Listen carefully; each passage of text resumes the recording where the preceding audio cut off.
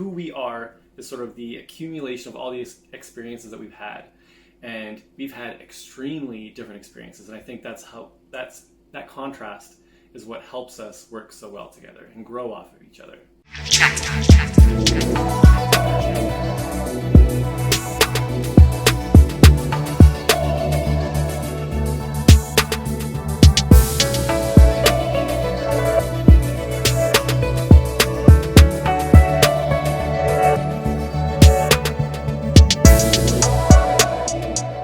Hey guys, and welcome back to our channel. I'm Chantel. And I'm Greg. And before we get into the video, make sure you subscribe and hit that notification bell so you're alerted when we drop a new video. Okay, let's get right into this video. So me and Greg are discussing our childhood differences. So as some of you know, Greg and I did a compatibility quiz. Because we know that we're so totally different.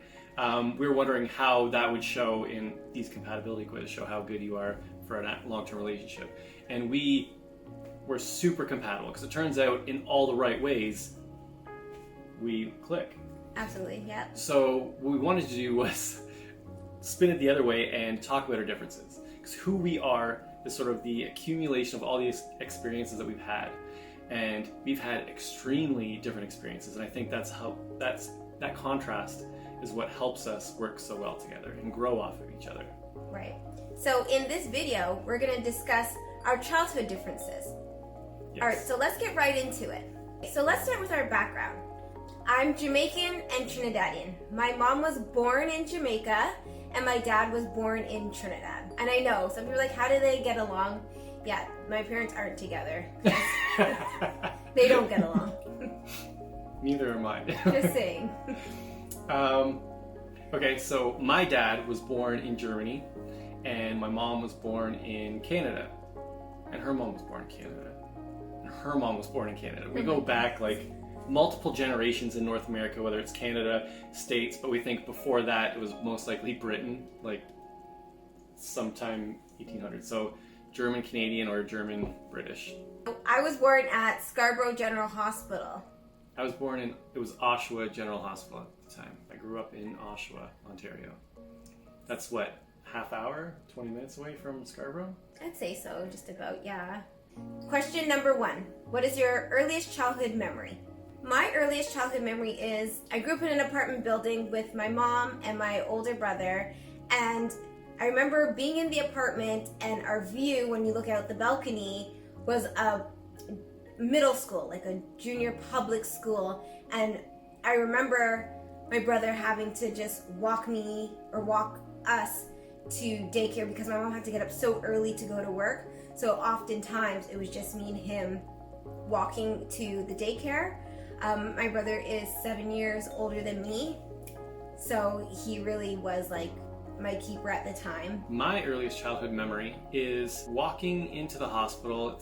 It was Oshawa General Hospital at the time, to meet my little brother for the first time. I remember walking down the hall, and my dad was holding my hand and my sister's hand. I would have been 3, my sister would have been 2. And I don't know how accurate that is. This is just what's in my memory. And we go into the room that my mom's in, and she's in there with my little brother. And I even remember the show was playing on the TV because I did not like that show. It was this kid's show with big hippopotamuses. It kind of creeped me out. But that's my earliest memory. So I was 3 years old and I was meeting my little brother for the first time. So question number 2. Do you have any siblings? Yes. So my mom has 2 children, which are myself and my older brother, and my dad has a son. So I have 2 older brothers. In my family, I'm the oldest. So I'm the oldest, then there's my sister, and then my brother. My brother and I have different dads, so I remember growing up, he would go see his dad on the weekends, and I'd be so sad because he was really all I knew and all the company I had. And the times where I didn't go visit my dad on the weekend, it was just me and my mom by ourselves. So I found it like kind of lonely, especially when you're missing that other sibling that's always there with you. I was about between the ages of, I'm gonna say 4 and 6. That went on for that period of time from what I can remember. And that was normal for you? Absolutely, yeah. It was definitely different times back then. Yeah, we were together all the time. So Yeah. my brother was probably my friend growing up. Like, my brother is 7 years older than me, so we weren't really close in age. Question 3, what was your parental household structure? So in my household, like I said earlier, it was my mom, my older brother, and myself. And I do remember my dad kind of being in and out of the picture growing up. Mostly it was my mom 90% of the time, just on her own. But yeah, my dad was in the picture. Like, I still remember my dad picking me up, taking me on the weekends and stuff like that. Oh, but he didn't live with you? Or did No, he lived with me for short periods of time, but my mom wasn't tolerating any of his nonsense. Interesting. So it was just my brother, my mom, and myself. I had both parents till I was 12. And they separated? And then they separated. It was around that age. 12 is the number that I have in my head. I don't know if that's accurate, but it was around then. That's when my parents split up. And then I was with my mom after that. So question 4, what's your religion? So my mom is Christian, and my dad comes from a Catholic background, but I was raised in Christian Pentecostal church.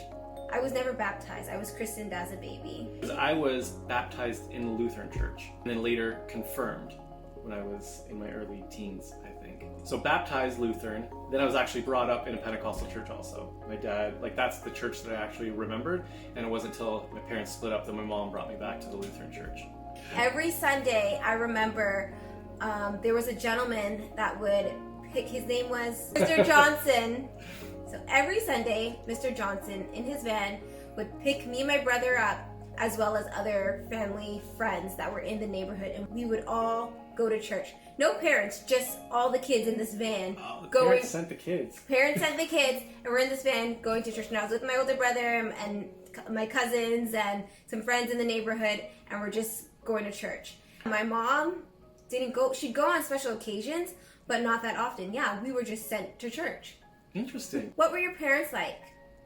So my mom was really kind. She wasn't as strict as my dad. My dad was really strict. He was the one that enforced academics. Like, I had to be academically strong, and because he was super strict, I was scared to learn. Like, I never liked learning, because when he was around, if I didn't know my timetables, if I didn't know how to write something without having to erase, so any error warranted a slap. And it made me nervous. Like, I never liked to do homework around him. I would much rather my mom be there. She was more kind. But I found that when he was around, he was the one that kind of supported the academics in the home. My dad was the strict one.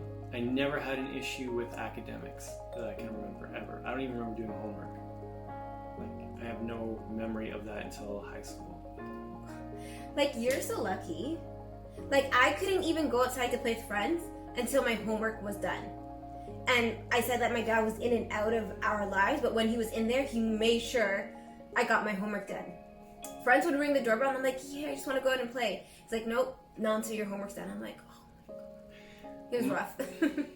My dad was pretty strict. We had to stay home on Sundays. Sundays was considered the holy day. We'd do church and then home, and it's just stay in with the family. We couldn't go out and play with our friends on Sundays. My dad was the disciplinary, and I remember if we went to family get-togethers, could be like birthdays or something like that. To my mom's side, my dad would keep me, my sister and brother all in line. Children are to be seen and not heard. So we'd just be sitting like this. Oh my goodness. And we'd have to eat, and if we tried joking or something, it would be like...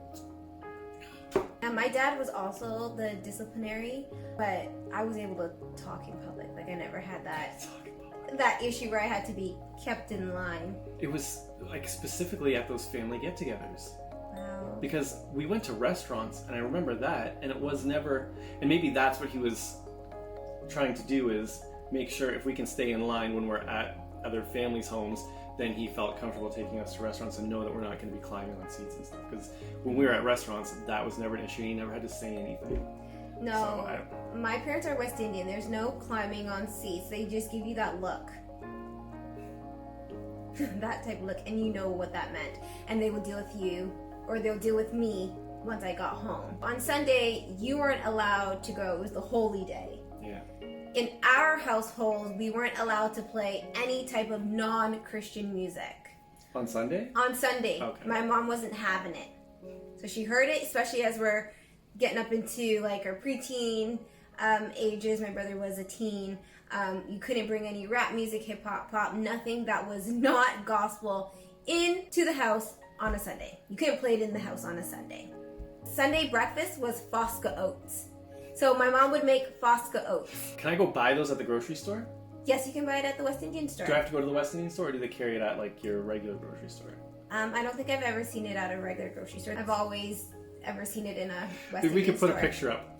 Yeah, Fosca. I want to see. I don't think I've ever seen Fosca. So the little white boy. My mom would make Fosca oats, and she could never ever make it to my liking.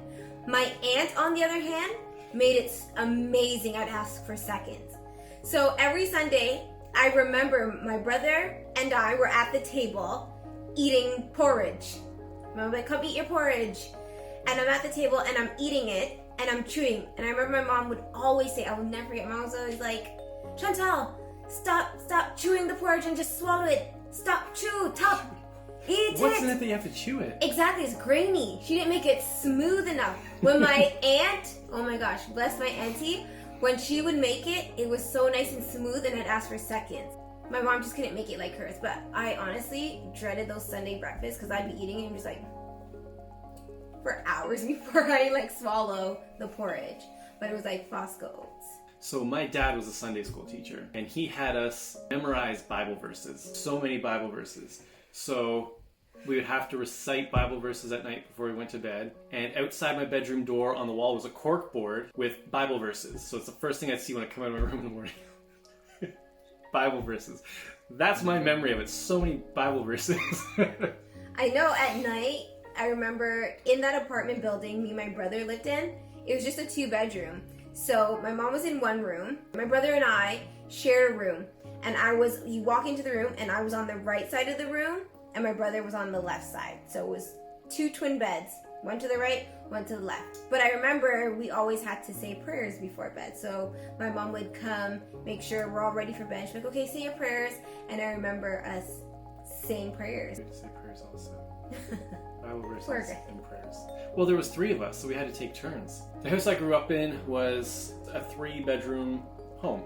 So me and my brother shared a room. My sister had her own room. That was our childhood home. I think there was only one prayer, but each of us had to remember certain Bible verses. What was food like in your house growing up? So, very West Indian. I remember having ackee and saltfish. Was that like a Sunday dish? Or was No, I know it as a Sunday dish. That's what I'm Okay, so no, it wasn't necessarily a Sunday dish. I remember Saturdays was always soup.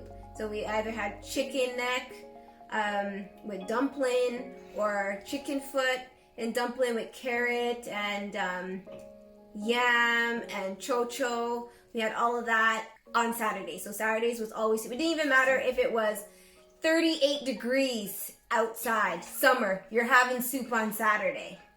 Really? Yes, and then everything else on the other days of the week was West Indian. So whether it was chicken and rice and peas, curry goat and white rice, ackee and saltfish. We had to eat liver. I remember liver and beets. Oh. Liver and beets. Yeah. Shanta, eat it. Make sure you eat it, you know. What Very was West Indian. breakfast? Like the average breakfast. Oh my gosh. Before school. What would you have for So breakfast? the average breakfast was so Canadianized. It would be like bread and butter with jam or waffles. Like Eggos? Eggos. Eggo waffles? Eggos during the week. Okay, but Saturday? Would it be different? No. Because, but Sunday was Fosca oats. Yes. Why? Why? She didn't make them Interesting. properly. Sorry, Mom. She- Not to my liking. I like it smooth. What did you pack for lunch for school? Or did you? Did you get to go home for lunch, or did you pack a lunch for school? So I remember going to school. There was times where I stayed in a gymnasium with all other kids, and we're at a big long table. And my lunch was packed. And sometimes they just warm me up a patty with a yogurt and an apple, and that was like really it. There was nothing else. Or I'd get like a bun and cheese, a yogurt and an apple, and nothing else. Bun and cheese? Bun and cheese. Yeah. They'd cut it, put a little butter on it, yes, and put cheese and send it in my lunch bag. I actually enjoyed it. I can't even complain. And then we had like hot dog day, pizza day. So those days were Canadian days. So what was it like food-wise in your house? Okay, breakfast was this sugarless cereals. That I remember for sure. So we would have, it had to be like Shreddies or Cheerios or Rice Krispies or Corn Flakes. We had that too. It. Yeah, we would get Corn Flakes. Okay, yeah. Those were our standard cereals. My dad was no sugar cereals. He had like shredded wheat, and I just couldn't stand that. It was like dry. Oh my! I tried it because Dad has it. No, it was horrible. The ones that were like the bricks. Yeah, like. Oh my goodness. Do they still make those? Okay, but yeah, so that was a normal breakfast. Was those basic cereals? I think my dad would make French toast or pancakes on like weekends. We didn't get occasionally. That. Like I remember because I loved the French toast, and I know my dad made that. I don't think it was being frequent. I remember the sugarless cereals. Everybody else gets Fruit Loops. I know. Lunches, we got to go home for lunch in the earlier grades. I remember sandwiches. I remember like Kraft dinner, hot dogs, those kind of things. Oh, now that you remind me, we did get sandwiches too. I remember my mom would get like I guess it's the Kaiser buns, and she'd cut it. Oh yeah. And then they stick like meat, lettuce, and tomato, and then we got lettuce and tomato. Yeah. I never got that. Send us this. But I remember because I did like buns, just like you're saying. So when I did my mom would make buns with like lunch meat. I would stay with my grandparents in the summers, and that was later. That was after around 11 or 12. My dad's parents, and I really liked their foods. That's the German side, and so my mom started making me lunches that were more related to that. So it was like rye bread, German salami. So the food I remember eating for dinner was, I didn't realize, I'm gonna have to call it bland. And I'm sorry, like nothing against my mom because it's all she knew. It's all her mom knew because I've eaten her mom's food also, and it's very similar. It's traditional white people food. It's chicken and potatoes and some kind of a vegetable with the only seasoning you get is salt and pepper. Oh no. And that'll be on the table. And mom would say, I put some in there already, you don't need it. Like, I cannot taste it. And then you could put some like butter on the potatoes or something. Sometimes there's butter on the table. It wasn't like that all the time. There was dinners that she made that I thought were good. What were those? There was like this tuna casserole, these salmon patties. Because I remember having those later in life. Like, Mom, these are so good. And it was like a childhood memory. But we had that liver and onions too, man. And potatoes. Or liver and onions. You just had liver. Did you do the onions beets, with it? No. Oh, beets, yeah. I don't know what that's about. Liver and onions and being forced to eat it. That was when you just at the table crying. There's green peas. Just boiled green peas, liver and onions, eat it. Not leaving the table till you're done eating it. Oh my gosh, we'd be there a long time. Yeah, my mom had that motto too. You're not leaving the table until it's finished. And I'd be chewing cold food for hours, and she meant it. I wasn't leaving. Our kids are Holy spoiled. Smoke! Yeah, I'm just realizing our this kids now. are so spoiled because we're so lenient with them. Like when it comes to that, we'll try to get them to eat it, but if they do a good fair share of eating, we're like, okay, fine. And then we give them dessert. Like they get ice cream cake. Did you get dessert? No, Jell-O. I got Jell-O actually once in a while. It wasn't an all the time thing, but I would get Jell-O for dessert. Nothing stands out to me. Yeah, so I think what we've learned from our own childhoods was we didn't like that, so we're not going to do that to our kids. No. That's sort of. But now our kids think this is a restaurant. So sometimes when we cook, like I don't want that. I said I wanted oxtail tonight. I don't want that. I said I wanted tacos tonight. I'm like, this isn't a restaurant. And then when we try to put our foot down, it does become hard because we give them a choice sometimes. Like, hey guys, what do you want for dinner? Whereas our parents did not give us a choice. Whatever was prepared is what we were gonna eat. So we do meal prep, so something we do together is meaning we'll make food at the beginning of the week that'll last for a few days, and so we're gonna eat the same thing every day for a couple days, and that's totally normal for us. My parents, your parents, cooked that day, cook dinner and eat. Like ours is ready to go. I don't have time for that. Oh, how did they do that? That is so true. Did your parents ever do takeout? Rarely. Really? My dad wasn't into that stuff, but rarely. Sometimes we remember maybe a pizza or Swiss chalet, but not until I got older where my mom was like, yeah, just order Swiss chalet and stuff when we're much older. But when we were little kids, homemade food all the time. My dad would do Chinese food occasionally and pizza occasionally. I remember those things. Next question is household rules. What was it like in your house? Chores, table manners, being on the phone, visiting friends, that kind of thing. So rules, like when I was young and growing up in Scarborough, I mean, I moved when I was about 7 years old. So anything 7 and under, I don't remember there being many rules. But I remember once I moved from Scarborough, my mom bought a 4-bedroom house, beautiful home. We could not wake up in the morning and not make our beds. And that was a pretty strict rule. If you did it, like you'd be in so much trouble when my mom got home and she found that out. And then on Saturdays was cleaning days.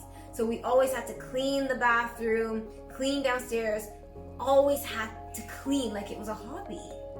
Couldn't stand that for some reason. So, like some days I'm like, I just don't feel like cleaning today. I'll do it tomorrow, but that couldn't happen. Some chores, I remember doing dishes. My dad teaching me dishes how to stand on a chair at the sink. As far as like chores and making my bed and...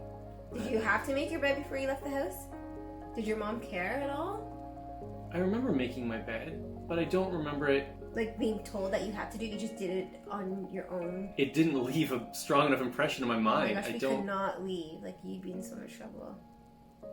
I don't remember like getting in trouble for not making my bed. So another rule was I could not come into my own home without saying good morning, good evening, good night to my mom, especially my friends. Oh my goodness. If any of my friends came into my house and did not go say hi to my mom, the minute they didn't say it, I'd hear, Chantal, come here to me. Come here. Your friends have no manners, tell them to come out. I got kicked out of a friend's house. Was it a Jamaican friend? Yeah. Yeah. I said hi. Yeah, and you can't he say said, hi. you guys can be outside. Yeah. What gives me Your friends have no manners. It's like... I thought my friend's dad was just a little strict and like having people in his house, but I found out later, no. That's... You gotta say it properly. Good afternoon. And then he would be okay with it. So if I came into your house and just walked by your parents, they wouldn't care? Not really. Wow. I don't, because I'm not thinking, my parents never said to me, that kid's rude or something. I think my friends all would say, like, just hi. like, hi. It'd just be a hi. And they'd be satisfied Hi. with that. Yeah. Wow. Just say hi. Another rule in my household was there was no boys allowed upstairs, obviously, for a female. If boys were allowed over at the age where they were able to come over and hang out, and it's a group of us, not just me and a guy, we had to stay in the common area, so the living room where my mom could see us. Was that for you too? Like, were you allowed I don't know, boys it's in your never room? an issue. Because it's funny, because at that time, my parents had separated. Okay. So we'd be getting into my teens now. Okay. And yes, but like doors open kind of a thing. Same, yeah.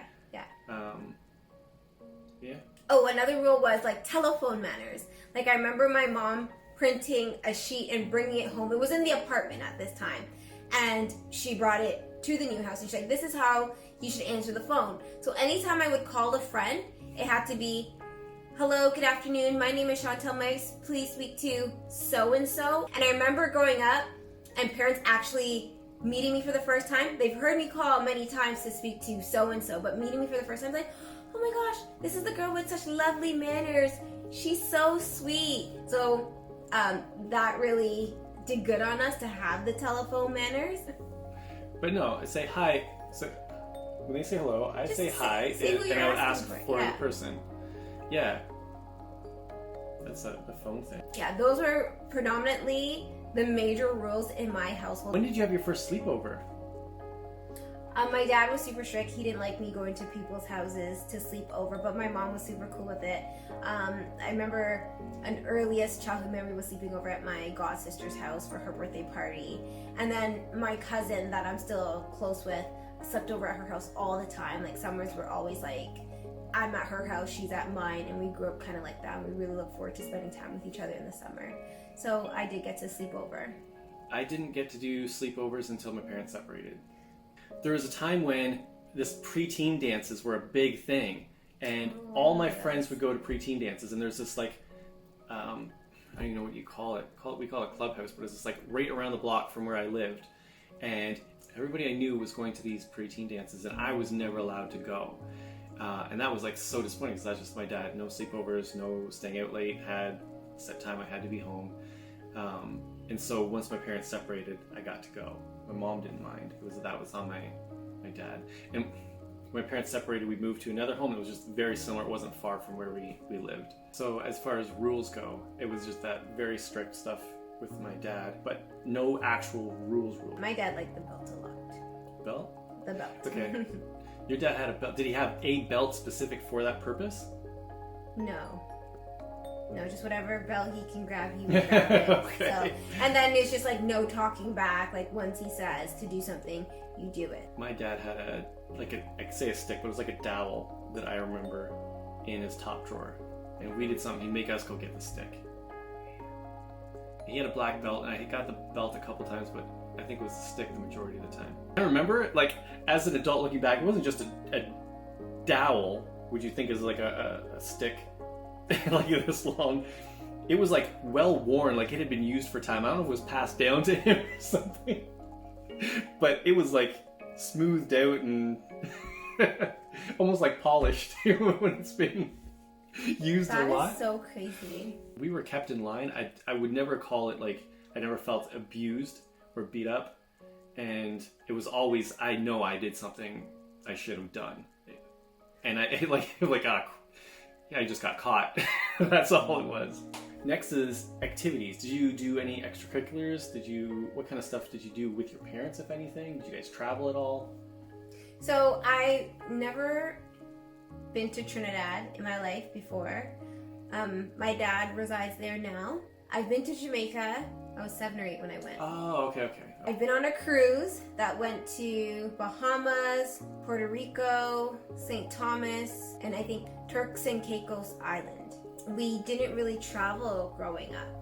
I've been to England because my mom actually was born in Jamaica and raised in England. So when I was a baby, she took us to England to see her family. My mom was adopted and went to see her biological family in England, but I don't have any recollection of that. I was too young. So during the summers, my cousin Olivia would come over, sleep over a week at a time, 2 weeks at a time, and we'd ride bikes, go rollerblading, go to the mall, go to the park, just play with neighborhood friends. It was amazing. Like, those were the best summers, was growing up with her. And then it would be, I'd go over to her house and she'd do the same. I'd meet some of her friends. It's like talking on the phone with her all the time. It's like, hey, when you come over, we're gonna go to so-and-so's house. And when we go, it's so much fun. Never want to leave. But that's generally what my summers were like. We didn't really go to a lot of amusement parks and stuff like that. I did go, but I would mostly go with friends. How about you? What was it like for you? My mom taught me to ice skate. My mom used to play ringette. I don't even know what that is exactly because I don't think it's played much anymore. But my mom could skate well. So she taught me to ice skate. So I remember doing that in the winters. In the summers, my dad would bring us swimming. I shouldn't say summers because it would just be kind of a year-round thing. It was around 11 or 12 that I started spending my summers on the farm with my grandparents, my dad's parents, and helping them, basically being like a farmhand, helping them around the farm. And so I didn't have the summers like that. And I remember at that time, I really missed, but all my friends are just having fun. They're riding their bikes and they're doing what you do in the summer, and I'm throwing hay bales, shoveling manure, gardening, a lot of it. Man, mowing grass. But that's why you're so handy now. Like, he's super handy. Greg is like, so honestly, as an adult, I so appreciate that time. I have a whole different knowledge base than most people have in the city because I grew up on the farm. As for travel, we went to Florida a few times. I didn't travel a lot. My dad would take us camping, and I remember a few trips vaguely, but one significantly, we went to Vermont. And I know that one because I choked on something when we were driving, and that stood out to me. And my dad will still bring that up too. He was driving when it happened. I can't remember what I was playing with, and it got stuck, and I was choking while we were driving. But it came out, and nothing bad happened. But when we were camping in Vermont, I met a kid who had a big wheel, and we would take turns riding that big wheel through the woods. And it was amazing. There's like this trail through the woods, and that really stood out to me. other than that, it was Disney World. My dad loved Disney World. So he brought me there twice that I can't remember. One that I have a very vague memory of because I was so little. And then once again when I was like 14. So outside of Canada, I've been to Vermont, and we drove from Ontario. So whatever you have to go through to get to Vermont from here. and then flying into Florida, Orlando. That's the only place outside of Canada I've ever been. I walked across Niagara Falls to the US side once. That's the extent of travel. So I remember like growing up, my older brother was essentially the good kid. Like he was valedictorian, everyone loved him, and I was the rebel child. And I remember my parents being very open about that. Why can't you be like your older brother? Look at him, look at this. And that's why now that I have my 3 children, I don't compare, because it's something that stuck with me. It was rough being a preteen where I was. I remember being bullied too. I remember it was just a whole lot of drama. And I grew out of that. My childhood seems like stuff you would see on TV compared to hers. I don't know what it was with me, guys. Mine was like Wonder Years. It was just kids riding bikes and having fun. That's what I remember from my childhood. I got into skateboarding a bit when I was around 12 or something like that, and then we had this like skate group. We'd go out and skate after school. I remember throughout school I was very athletic. My main sport team was track and field. I ran the 100, 200, sports. And I did relay. And then come high school, I did basketball and track mostly. I played midget basketball. That was the only sport I played. I could run and I could jump for being a shorter guy. I remember we did those like track days in school. Yes. I took 3rd and 100 meter in the school, and I remember having my ribbon for that. Even though I was only like 5'7". I remember in my grade school, in grade 5 or 6, when the first black kid came to our school. It was a very white school. Oh, that's interesting. Yeah, and I'm saying black, but I think he's, should just say non-white. I think he was Sri Lankan. I can only say my childhood perception. It was a very, very white school. There was one guy who came in from Yugoslavia, and he had the accent. That was the first non-local kid. And then there was a guy who, and they were all good kids, and we all got along. There was never any issue with them being like non-white. But that was my first experience with that. It was around grade 5 or 6. What about yours? Was it like... All I know is diversity. Yeah, okay, because I know Scarborough was far more diverse. Scarborough was really diverse, and even when I moved outside of Scarborough, the school I went to from grade 2 and up was very diverse. So I remember growing up with my mom, she didn't really know how to do cane rows, so she'd always do my hair, like style it like in 3, so put a bubble here, twist it or braids, or just braid it in 2 or French braids or do single plaits. But I remember growing up, my mom having to comb my hair, and I hated it. She would never blow dry it. She would always just wash it and then just get right to oil and combing it, and I would start to cry and bawl. And she'd take the comb, she'd be like, "Tuppy nice." Having to get my hair combed, I did not like it at all. And my dad wasn't about fake hair. He hated that. Okay. I didn't care about clothes. I didn't care about what I wore. I just wore stuff for comfort. I was very my own person. I didn't fit into any clique. I had my friends. I didn't really care so much about what I would wear, but shoes. I was always big on shoes. I always had to have nice shoes. And my mom put me in these white loafers, and I was so embarrassed. And I remember trying out for the basketball team in grade 4 and wearing them and trying to hide my feet because everyone had some cool shoes, like some N1s or some Nike, and I'm in these little grease lightning loafers, and I'm just like, no. I didn't care about shoes till high school. There was some like skate brands that I wanted when I was skateboarding, but I really didn't care. It was around that time again when my parents separated, they started letting my hair grow. I had long hair. Alright guys, that's Differences Part 1. Our childhood. If you like the video, give us a thumbs up. And make sure you subscribe and hit that notification bell because we don't want you to miss a thing. We just want to say thank you so much for all the beautiful comments. We read each and every one of them, and we appreciate you guys so much. Thank you so much. If you guys have any questions about our childhood or anything that we didn't cover in this video, please comment below. Let us know. Comment where you're from. Let us know your country. Let us know the closest city or two, or the city you live in if you don't mind sharing. I love seeing the diversity of the people who are following us and subscribing, commenting. Really appreciate the love. Thank you so much, guys. We'll see you in the next video. Bye.